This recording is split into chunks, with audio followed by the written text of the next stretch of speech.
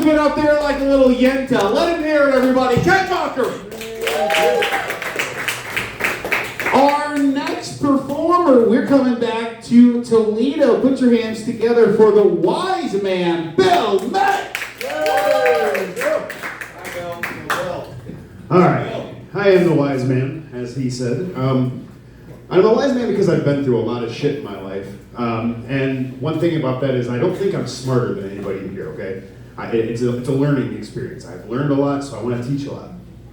So as I've been writing comedy, trying to figure this shit out my ninth time up doing this, I learned something. I learned that us 80s babies, we actually invented edging.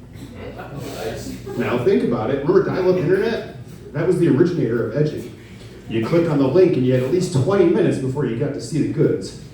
So you sit there working it, you see some cleavage, and then you see the boob, and you got to hold off finishing until you get all the way to see the junk.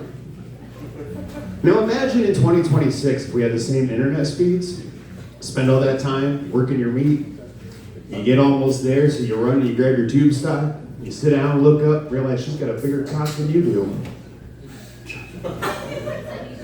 Yeah, the lesson there is make sure you read the link real careful before you click on it. All right, so now let's go on to a lesson that I've learned through personal experience. It's about accountability, and it's about admitting you're at fault when you've fucked up a situation. So I lost my virginity at 16. It was a Wednesday, and I thought, you know what? I'm going to show her my gratitude. And I bought her a box of chocolates for the next Wednesday as a thank you. And the next Wednesday, and the next Wednesday for 2 years. I bought her a box of chocolates, thanking her for taking my virginity. Looking back, I now realize why I have a 600-pound ex-wife. Yeah, I did that to myself. Let's see. Another lesson I've learned here recently, now that I've been divorced, is being nice on dating sites is actually very dangerous. And the reason I say that is because when you're on Tinder, when you're on the Tinder, Plenty of Fish, Grindr, we can talk about that one some other time, and you're swiping right. Well, eventually you run out of swipes, and it stops you, and it says, you're a little desperate, go home, nobody's matching with you. So you venture over to the hub, you pull a little John Cena, do the 5-knuckle shuffle, and you go to bed. That is why that move was called the 5-knuckle shuffle, when he does that. Just throwing that little trick out there. So the next morning you wake up and you've got a match, and you think to yourself, holy shit, somebody actually swiped right on me. Well, you look and you realize that post-nut clarity is kicking in, and you swiped right on a 2. Well, I'm a nice guy, and I want everybody to like me, and I try to be friendly, so I send her a good morning, beautiful, lying through my fucking teeth.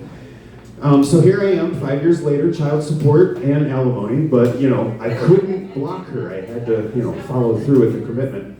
So the lesson with that one is always go to the hub first. Go to the hub, spend your time there, then venture to the dating site. You don't run out of likes that way. Speaking of the hub, I am now a proud father of 5. Thank you. I was nice too many times off the dating sites.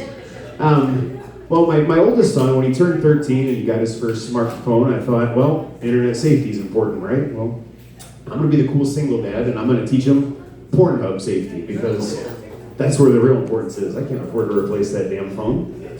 So I sit him down and I explain to him, listen, you're going to find the video you want to watch, and there's going to be pop-ups, and it's going to say the OnlyFans model down the road who wants to make content with you. She doesn't. She just wants your dad's credit card, I promise you. And he looks at me kind of dumbfounded. He's like, how the fuck would you know, Dad? And I was like, well, just listen, look here.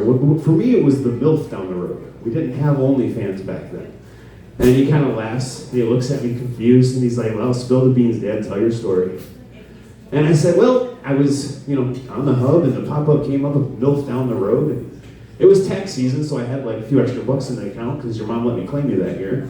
And so I went ahead and entered the credit card number, had a nice little conversation. Next thing you know, I've got an address. She sent me a couple titty pictures. I was like, uh-oh, the wise man's getting something. So I hop in the car and I head out and I swing by the gas station wearing my favorite gray sweatpants. And I grab me a Monster Energy drink, one of those, Hornet pills to make your dick bigger. And I went ahead and got Magnums because it says it adds 10%, so I figure I need the breathing room. So as I arrive, I'm looking down and I'm like, this is why black guys wear gray sweatpants, because that pill had kicked in at this point. Thank you. I walk up to the door and I knock on the door. I'm all excited. I'm looking down. I'm like, oh, I'm gonna rock her world. Door swings open. I look up. Aunt Linda? We should have exchanged face pictures. And I said, well, Aunt Linda, your sister didn't raise no bitch. Are we gonna do this or not? Needless to say, I have not been invited back to Thanksgiving since. Thank you. I am a wise man. Dave. Let me hear it one more time. The wise man, Bill May. Right, you got it. Our next, we got another comedy favorite, dude. Put your hands in for me.